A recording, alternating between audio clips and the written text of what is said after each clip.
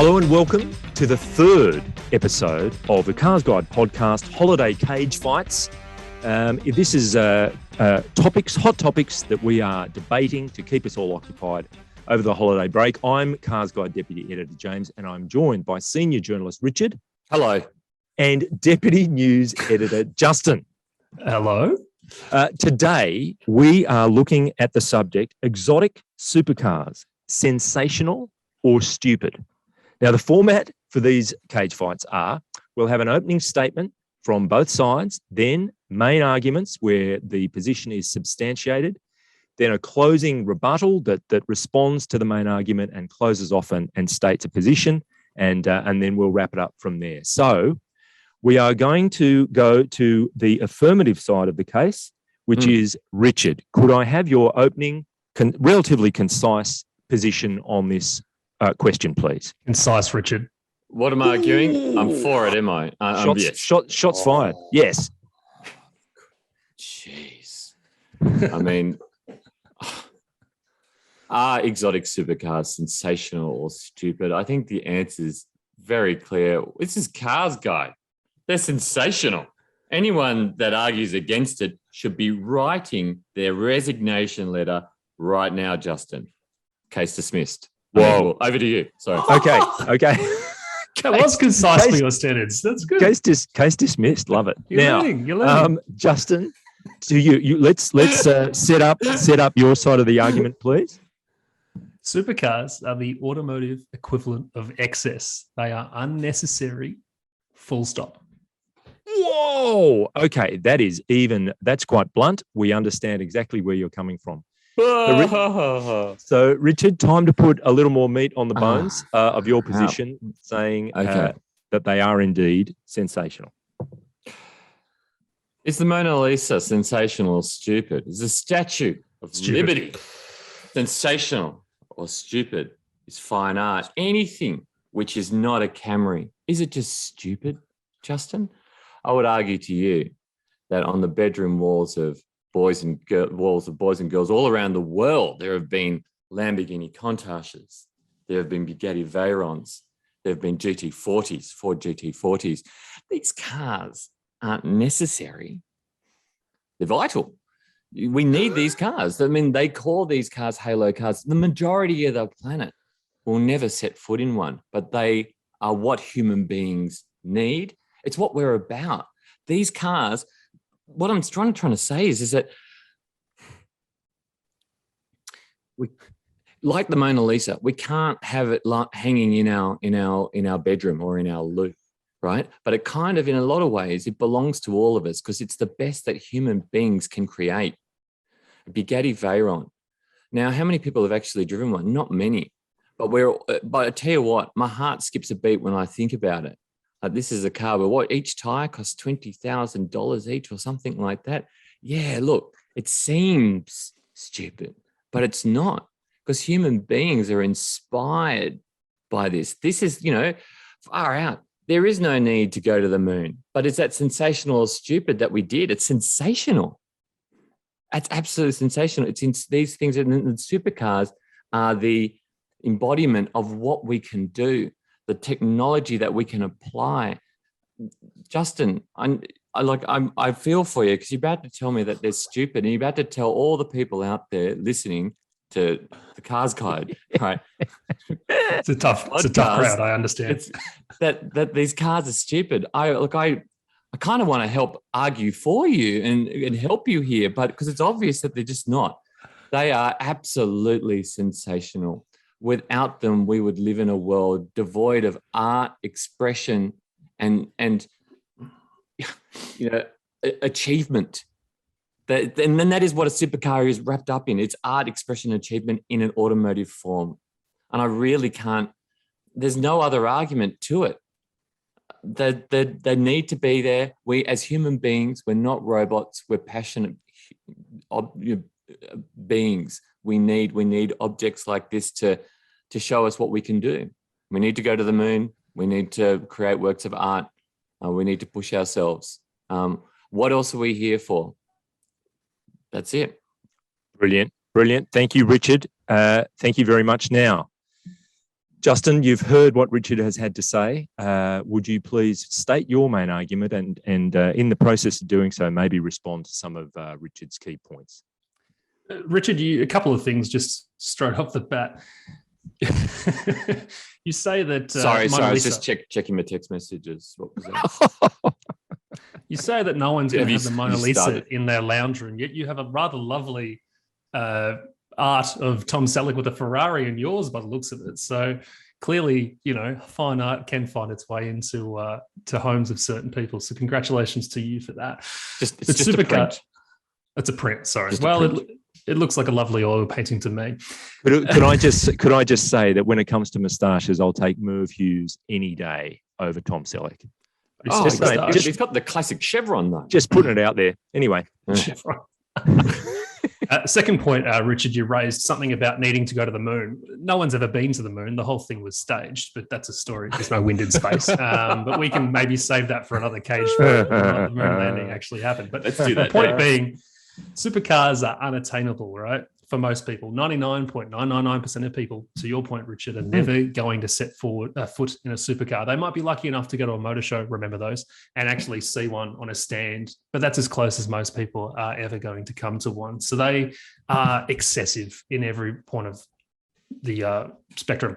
So they push the limits in terms of design, in terms of technology and all that kind of stuff. And I understand that it's pretty cool and all that kind of stuff. And this is coming from a person who did, of course, grow up with posters of supercars on his bedroom wall. But in reality, right, they're all good for a poster. They're all good for an oil painting with Tom Selleck, right? But in reality, they are far from having a point. They are pointless, okay? Because we, as you mentioned, in this job are lucky enough to have driven supercars or very expensive cars. I, like probably all three of us, got into this job because it was the only way I was ever going to get behind the wheel of a Ferrari or a Lamborghini, because I'm certainly never going to be able to afford one in my lifetime, but I definitely wanted to drive one, right? But the problem is, the second I did get behind the wheel of anything like that, it is an anxiety-inducing experience, right? You are so conscious of the fact that you've got $500,000, $1 million worth of car, right, to manage. And in our instance, doesn't belong to us. So you want to be careful with that. You don't want to damage it. They generally don't have any sort of safety systems, right? So it is on you to pay attention and take everything in the whole time, right? You don't want to make a mistake with that car. But at the same time, because they are expressions of art, like you said, they get a lot of attention, whether it's the sound they generate or the design or whatever, right? So you've got people clamoring over these cars, pulling out phones, wanting to come over and have a chat as you're getting out of the car. They get a lot of unwanted attention, and that just adds to the anxiety of owning a car. So if you had a supercar, if I had a supercar, I would drive it from A to A. I would never go to B, right? The last thing I'd want to do is park in public or anything like that. And I'd want to choose a nice clear road where I can experience that car, but not have to worry about damaging it or having someone drive into me or whatever it may be, or having to talk to someone, God forbid, about the car for the 1,022nd time. Supercars are the absolutely pointless. All these R&D dollars that these car companies are spending on these cars could be invested in things that people actually drive. Now, I'm not saying performance cars in particular are pointless. Performance cars are great. I love them, but make them attainable for more people. Supercars are just so far to the extreme. They really are pointless and not even that fun to drive, because most of them are terrible to drive, particularly on public roads. If you are that rich, then you probably are going to do a track day or two and actually experience that car. But if you're going around town day to day, they're actually pretty rubbish to drive in traffic or even on a country road, because their limits are so absurd that you're never, short of an autobahn or anything like that, going to experience anything that these cars can truly do. And at that point in time, again, they're just pointless. Sorry, am I keeping you up? Sorry. No. Now, thank you, Justin. I'd just like for the record to say that I got into this job so that I could help in-market car buyers make informed decisions about their next purchase. CarsGuide.com.au. Sorry, CarsGuide.com.au. Now, Richard, it is over to you to wrap things up, to have your say on what Justin just offered up, and to close off your position and solidify it, please. I mean, look, he did a good job, because that's all you can say. All you can say is, look, supercars stupid because they cost a lot of money, and nobody can drive. No one's they're bad, not fun to drive. and they, but I had one on my wall, and I got into the job to drive one, and it's the whole reason why I'm here. That's what I'd say too if I was arguing, against it as well. But my point is that they are sensational. And when I say sensational, I say sensational, right? They really are sensational in that they are these unattainable objects which inspire us. The kid that I was with the Lamborghini Countach on their wall, I wasn't thinking to myself, I want to have one day. It'd be nice, but it was just inspiring to have there in the same way that, we watch the Olympic Games. We don't necessarily want to or think that we can ever be as fast or jump as high or skate as fast as, the people we're watching, but they inspire us because they show us what human beings are able to achieve. I think supercars, we are all interested in finding how fast, what's the fastest we can actually go? What can it be made out of? I think that's, in a sense, the core of what humans are. It's faster, stronger, better, quicker, all of that. In closing, I would say that the people who can afford these cars, Justin, drive them like anybody else. And I would say that there are many people, in fact, the majority of people out there who don't have the money and don't even got just enough money like myself to buy, a Ford Focus, and we still drive it like it's a supercar because we can't afford to crash it either. So, and I do know people with more money than, anything in the world, and they drive their supercars, their McLarens, they drive their Honda NSXs like that they are Camrys. They drive them like they're everyday cars. So my point is that they are sensational. They're definitely not stupid. That's why we're here. Very good. Thank you. I would also like to add to that my most inspirational Olympian, of course, is Stephen Bradbury. I think he's a champion of the first order, gold medal winning hero. Also, now, Justin, it is time for you to close off to respond to anything that Richard may have said so far and to substantiate your position in closing. Yeah, to Richard's point, there are definitely a few wealthy people out there that can afford to have a supercar or two, but anyone that dailies a supercar is insane. And I guarantee you, these people that have a lot of wealth and quite a large I just want to apologize to all those people out there now. Order. Justin has the call. Thank you. Those people that are lucky enough to have those cars, they also have daily drivers, right?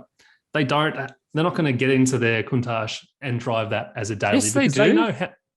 Order. For those that do, they're insane. Of course, there's always exceptions to the rule, but I'm saying the majority of them, right? They'll have their daily cars, whether it's a Ben Tiger or a Cayenne or an Urus or something like that, an SUV that's got some performance or whatever, but not necessarily a supercar per se. They have those cars because they're practical, because they're easy to drive around town, and for all those reasons. And those are the cars that are getting driven 6, maybe 7 days a week sometimes, right? A supercar is very much a weekend thing. Like I said, if I owned one, I'd be driving it A to A. I wouldn't be going A to B or anything like that because of all the unwanted attention and whatever.